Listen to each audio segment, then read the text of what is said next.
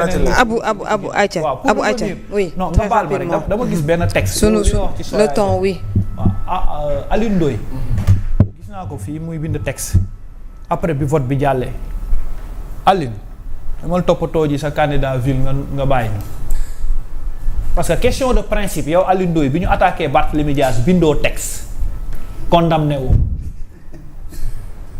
démb bi mu desee choix pour Ngone Mbengue dangaa génne ne yaa ngi choisir Ngone Mbengue Dubaï ba lii jàll nga ñëw naan ay magum waxoon naa ko refuser de venir voter et donner le plus grand cadeau parce que dañuy bañ délégation spéciale boo convoqué wul mais politique c'est un acte politique tey vous avez donné la mairie cadeau ñuy foqati seeni mairie bu leen muñ ko fa tegee délégation spéciale gagné ngeen combat bi les postes en tout cas. parce que lan moo leen ci léegi perte ngeen mairie yi perte ngeen leneen mais bu ñuy def acte illégal bu ñu demee ba yóbbu leen délégation exceptionnelle da ngeen koy takk da ngeen koy nangu il faut pas être des politiciens carriéristes et que il faut qu'on pose le débat sur les mandats de trop les mandats de trop. Avant. On ne peut pas dire tout le temps 2 mandats président mairie di mandat di talale rek jëm ci kaw. jëm ci dem ba familiariser wu ak mairie. kon foofu am na droit. dama ne y a des mandats de trop am na ñoom ñu ngi seen 3 ak seen 4e mandat. parce que mandat de trop bu yàggee loolu Senghor sax daana ko nangu dans les directions. pourquoi ñu naan élection présidentielle 2 mandats. parce que boo xasee ba def 15 ans fenn wala nga def 20 ans day mel ni yaa moom mairie bi. on a vu également le. donc ba pare bu question de principe yi amee ñu jàpp ñoom Badara Gadiaga ak ñoomin seen ak ñoom dañ naan nemm ñu foqati mairie yi dañ naan nemm quand il s'agit de question de fal tànn si la ñuy génn di wane ne ay démocrate lañ. ce qui s'est passé avec Barthélémy Dias foofu lañ leen doon xaar ngeen génn condamné ko mais pas aujourd'hui revenir nous. alors ñu ngi gis également le poste de Bougane Gueye Dany aussi qui parle de tristesse c'est triste pour notre histoire politique avec autant d'enfoirés ci honteux le Pastef pourtant minoritaire s'empare de la mairie de Dakar. la faute c'est le conseil municipal. oui. parce qu'il a organisé et qui a balisé le terrain, qui a déroulé tapis rouge pour Abbas Fall. Très bien. moo tax Abbas Fall a joué politique Bassirou Diomaye Faye a joué politique Ousmane Sonko a joué politique Khalifa a joué il a perdu Ngone Mbengue a joué il a perdu seeni complices ont joué ils ont perdu léegi Abbas Fall déroulé leen ngeen ñëw foqati commune yépp ci élection parce que bu am politique bu amatul élégance amatul principe amatul calcul bu leen fi xoolati leen man li ñu def nii jeu politique dañ ko wax gis nga li nga wax foofu laay ñëwee wax leen ni ñoom dañuy politique wax naa leen fii ne leen leur stratégie de régner pour 50 ans man bañaluma leen ko de xam nga lu tax ñoom ba ñu yegsee lañ ne defuñu rupture ils ont déchiré tout les 54% yi nga xam ni ñoom ñoo leen fal ñoom bi ñu yegsee dañoo njëkk a insulter tous les 54% dindi appel candidature respecté tuñu seen i kàddu remettre à justice convocation yi amoon annulé wuñ loi abrogation waaye ñoom nekkatuñu ci logique gu principe bi ñu nekkoon donc loolu c'est aux 54% de les évaluer le jour bu ñu yeggee ci ay élections beneen bi les forces vives de la nation s'organisent aujourd'hui Pastef moo la gën a xam ni les 46% daa yokk bu baax moo la gën a xam ni les nouveaux fronts sont sur le terrain moo la gën a xam ni Pape Malick Ndour et l'APR est bien soudé et structuré actuellement APR malgré que ñu naan ay Benno Conseil APR reste un parti fort buy réunir di pour reproduction intellectuelle nekk sur le terrain Barthélémy Dias jël na bonhomme de chemin di organiser seen front bii ñuy organiser ñu ngi koy organiser léegi nag lan moo leen dese mooy sampu par la force par A ou B utiliser tous les moyens politiques parce que ñoom ñoo ko wax tey kontaanati naa ci sama yaay ji Aïssata Diop Aïssata Tall Sall maître Aïssata li ma leen wax rek moo ci nekk benn député buy compter 130 députés Aïssata Tall Sall li mu wax moo ci nekk nee neen da ngeen ñëw pour effacer ak dégager dégg nga discours bi Aïssata Tall Sall def. bien sûr.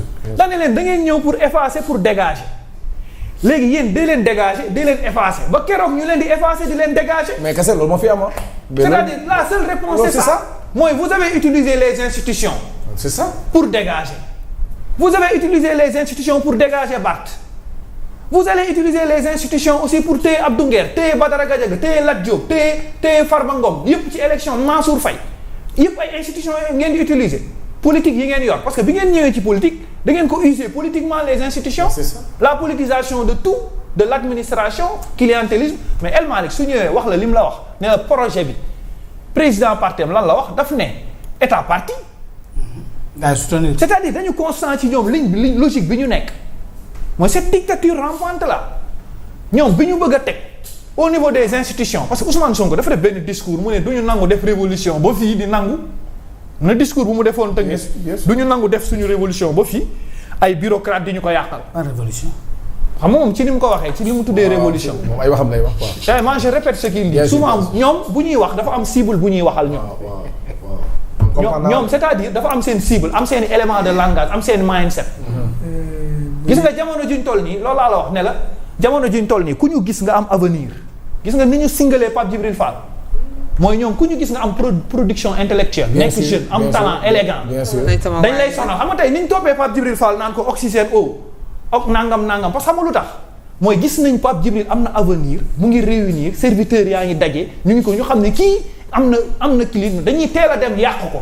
beneen bi aussi mooy. c'est-à-dire xam nga tey bu demee ba waa Pastef ñoom ñooy waxante naan oxygène ak hôpital. ñoom ñi jaawale hôpital ak salon de massage. xam nga tey ki jaawale salon de massage ak hôpital.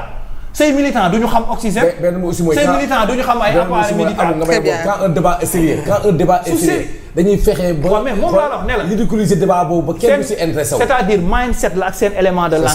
c'est-à-dire système boobu ku ñu gis ni ñu defoon Bougane Gueye Dany bi ñu demee ni ànd ak Bougane ñu xam ni Bougane ëpp na leen xam-xam am na talent am nay moyens lu ñu def bu waxee ñu naan ko ngooñ gerte caaf nangam. c'est ça pour dévaloriser ko. léegi benn moment. ak nenu baxal naan ay nenu baxal. c'est parce que boobu le débat économique bii ñëw ñoom seen objectif loolu la tey Pape Djibril Fall la ñu taxaw fu Ousmane duggee assemblée mu taxaw song ko parce que moomu effacé bi ci rencontre Pape Djibril Fall la jóge woon ñu ngi gis Pape Djibril Fall mu ngi ci dossier Azer bi Thierno Alassane Sall ñu ne xat xol parce que xam nañ ni amuñu xam-xam. Thierno dégg xam naa ne. c'est-à-dire c'est leur stratégie. dossier Azer bi léegi pour revenir ci li El Malick wax. oui très rapidement li El Malick wax effacé la ana maître Mame Adama Gueye mi rogo jeeru OFNAC bu bees bi di jaay éthique mu c'est propre parce que y a des Sénégalais qui pensent que ñoom rek ñoo propre au Sénégal quoi su seen intérêt taxawee rek c'est ça ñu génn di wane ni ñoom mais ana ñoom ces acteurs may moom ma ñëw foofu xam nga suñu jógee di def seen campagne dañuy toog ci télévision yi ils pensent que ils sont propres ñooy messi yi bi ñoom buggaan di tabax seen entreprise yi di xeex di wàcc fan lañ nekkoon bi ñoom Badara di toog ci plateau yi ñoom Abdou Nguer di défendre Cour des comptes yi ñu ngi ne nem ñu dem ba laal OFNAC nga xam ni y a des possibilités de revenir ñu commencé rogo jeeru ñëw taxaw ñoom acteur de la justice yooyu tey bi Abbas bi kii waxee lii bi El Malick waxee lii ana ñoom maître Mame Adama Gueye moom mi jël léegi campagne de communication pour préparer le futur OFNAC je sais pas mais saa yu waxee ne OFNAC loi bi baax te moom dañ ko fee diggoon te ci jamonoy Macky Sall te jëlu ko xëy na ci bii la ko bëggee xëy na mais waxtu bi ñu soxlaa ñuy waxuñu parce que des acteurs de la justice bu ñu toogee ci émission ñu wax la liberté d'expression wax la liberté d'opinion tuddal la Badara Gadiaga tuddal la Abdou Nguer nga ne nem ñeme woo wax seen tur mooy ko am na looy rogojeer wala looy lii ci état tey bu ñuy nee El Malick deuxième institution de l'Assemblée nationale taxaw yëkkati kàddoom daan ne ñu ngi dugal suñuy loi suñuy projet ngeen di bañ bu yàggee dinañ effacer ana les acteurs de la justice. luñ taxaw wax. na ko dëgg. ana ñoom même moo tax may interpellé ñoom même Mame Adama ana ki ñu dénkoon assises yi professeur Babacar Gaye mi doon def réforme justice yi ana ñu lu ñu wax.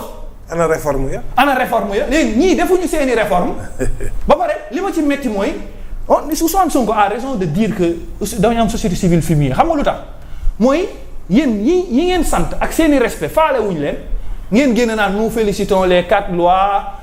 kii ma gis ñee dem kii yor 3D Cheikh Tidiane nous félicitons. yow on cible une personne. ñu ciblé Serigne Bassirou Gueye. te am ku ko wax même bu fekkoonte ne ni sax. avant bu doon di ba kii waxu ko sax yéen bu ñu laalee OFNAC ngeen ne non objectif bi mooy nañ ko waxtaan ba pare parce que c'est pas parce que da ngeen di bëgg jëlee fa nit mais ñoom nekkatuñu ci. Serigne Bassirou tey Ababacar Ba forum justiciable du membre OFNAC Babacar Ba tey bokkul ci le seul acteur tey de la société civile qui est sur le terrain. bu koy defar bu baax 18 mois yëpp Babacar Ba moo fi nekk di wax boobu ana ñoom maître Mame Adama Gueye ana ñeneen ñi fi nekk may wax nit ñi di wax dette intérieure ma gis ñenn ñi di organiser wu ànd ak dof boobu ñu naan suñu det Guy Marius Sagna ñu daje fële naan xaw ma audition la det gis nga yooyu yéen li tax respecté wuñu société civile Sénégal loolu la quoi. Merci beaucoup. c'est-à-dire loolu moo tax respecté wuñu société civile nga gis ma gis ay ñoom Elimane Kane. mais yéen nit ñi. Très bien. ñu ngi taxaw ñii di leen foowee di leen utiliser di leen use ngeen taxaw di def ak ñoom ay suñu def au moment où les journalistes sont là les maisons de presse ñu ngi tëj maison de presse yi ñu ngi yokk xaw ma TNT antenne bi ba pare di la woote loi l'accès à l'information qui doit user de cette information les lanceurs d'alerte yow journaliste au Sénégal ñu ngi convoqué Tunkara ñu ngi tëj kii journalistes yi ñu ngi leen di sonal ngay wax waxu lanceur d'alerte ñi ñi taxaw di ci apprécier ay lanceur premier lanceur d'alerte bi ñan la du député Thierno Alassane Sall du premier lanceur d'alerte wax leen 37 milliards ngeen bañ mais c'est le premier lanceur d'alerte député Thierno Alassane Sall yow nga bokk ci pouvoir nekk député du bay pétition dëgg du neex mais gis nga Abou. c'est embourbé. waaw xam nga aussi très bien.